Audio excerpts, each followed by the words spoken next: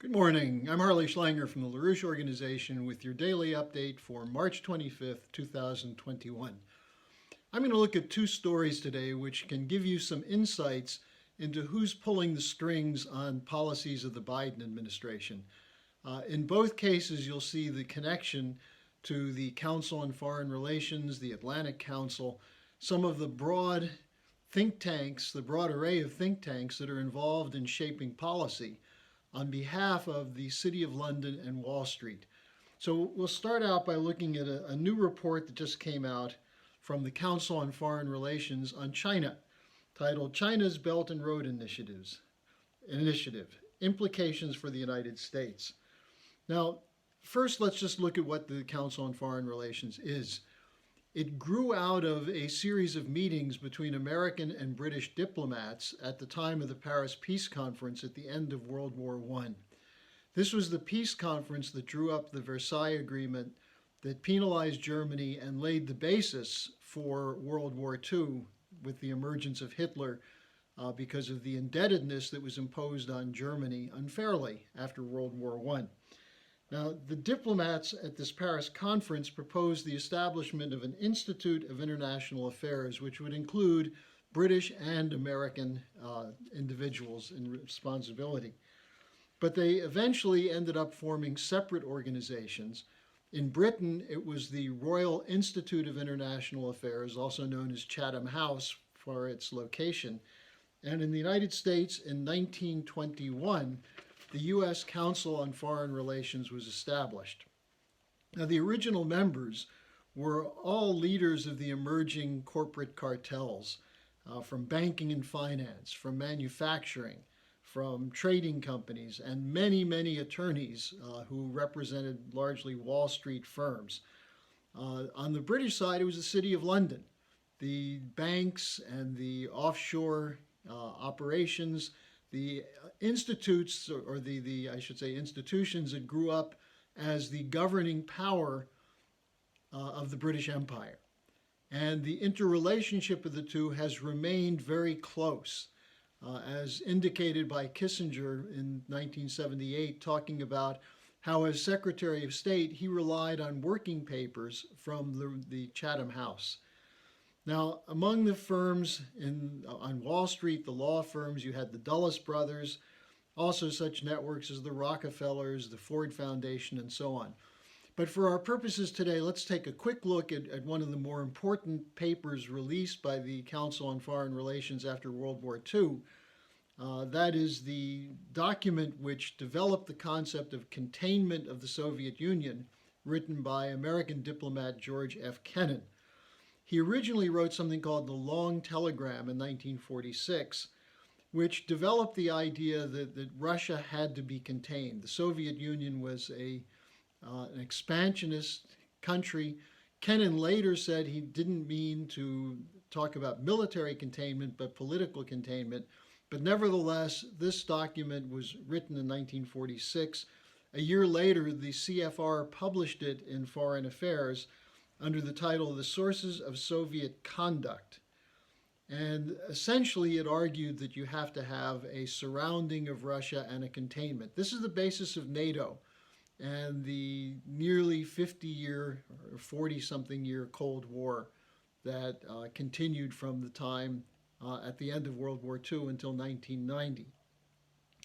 Now, similarly today, these same networks are looking at China and saying we must contain China, we must encircle China, and they're still saying we must encircle Russia.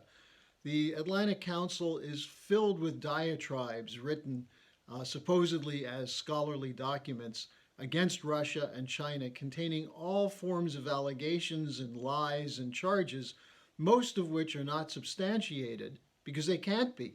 These are largely laundered through the intelligence agencies of the British and the United States, just as Russiagate was, a total fabrication by the military-industrial complex, which is now what these law firms and banks and other institutions became, to determine what U.S. policy would be. Now, the new report from the CFR on China basically argues that China is now surpassing the United States in infrastructure and in many areas of science and technology. And it says this is a serious threat for the future because China's diplomacy around the Belt and Road Initiative is supported by other countries who are cut off from credit otherwise. The background to this, though, was stated by former Treasury Secretary Jacob Lew, who said China has made investment in infrastructure a high priority. The United States has not. That's the classic understatement.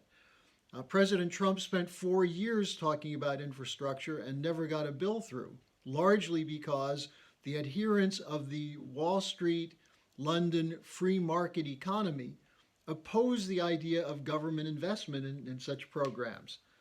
Now, in the executive summary of this report, they admit it's U.S. inaction, which is as much responsible for the gap between China and the United States as Chinese assertiveness. But their argument is that state support for infrastructure, which the Chinese do through the state banks and state construction firms and so on, that it's unfair because it undermines the free market. Now, the problem with this is that the neoliberal version of the free market is there must be no government spending, no government intervention.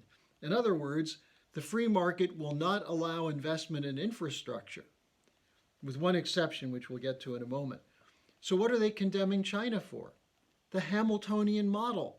This is the U.S. model that was developed by Alexander Hamilton in the early years of our republic, in which the United States was committed to investment in improving infrastructure, roads, bridges, canals, ports, things which were absolutely essential for the United States to emerge from its debtor status to become an integrated, powerful industrial and agricultural economy.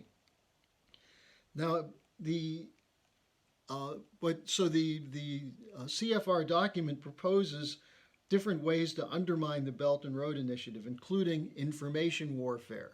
That is basically attacking China as they have been with sanctions for fake charges of their oppression of the Uyghurs and so on. And also demands for green policies.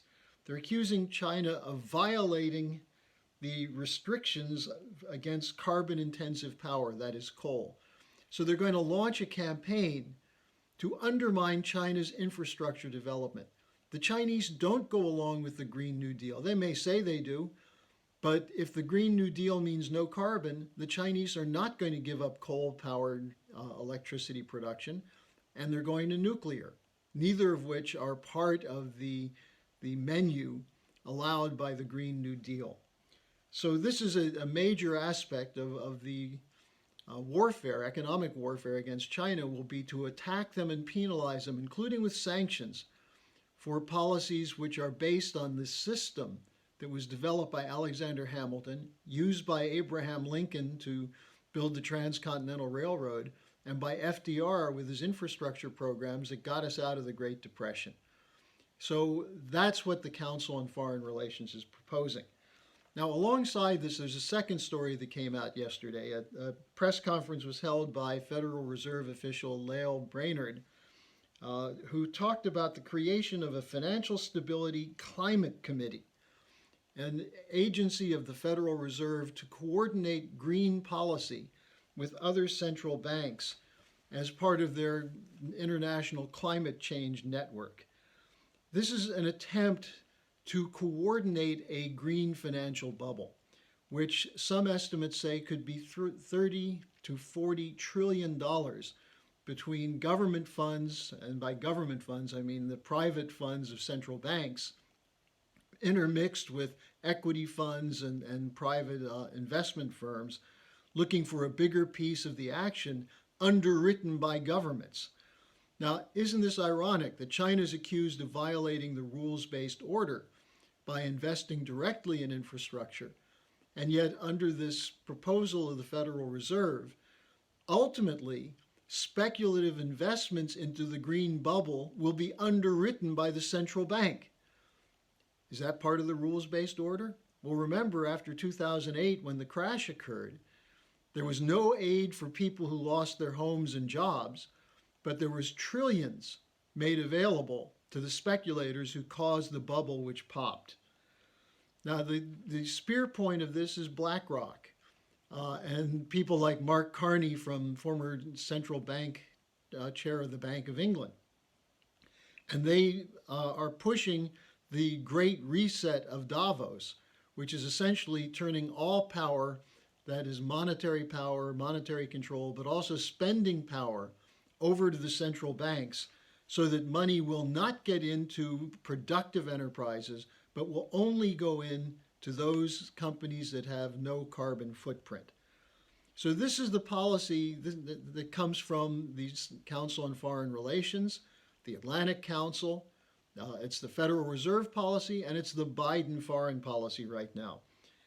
At the Schiller Institute conference, which just concluded over the weekend, there were presentations by Dr. William Happer, retired Princeton professor who was for a brief period of time a Trump appointee to the National Security Council, as well as EIR's Richard Freeman, on the fraud of carbon dioxide as a poison, as an enemy to the environment, which is the argument that man is the real problem, and also to counter the commitment of the World Economic Forum and this Green New Deal to use climate change to carry out radical depopulation.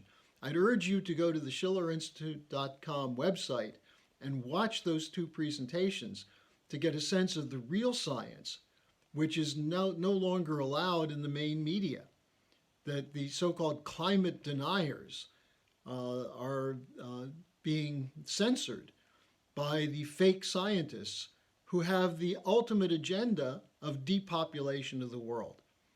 So this is what the Council on Foreign Relations is up to. These are some of the people calling the shots of the Biden administration policies. That's my update for today. Tomorrow I'll take your questions. Send them to me at my personal email, harleysch@gmail.com. Thanks for joining me, and I'll see you then.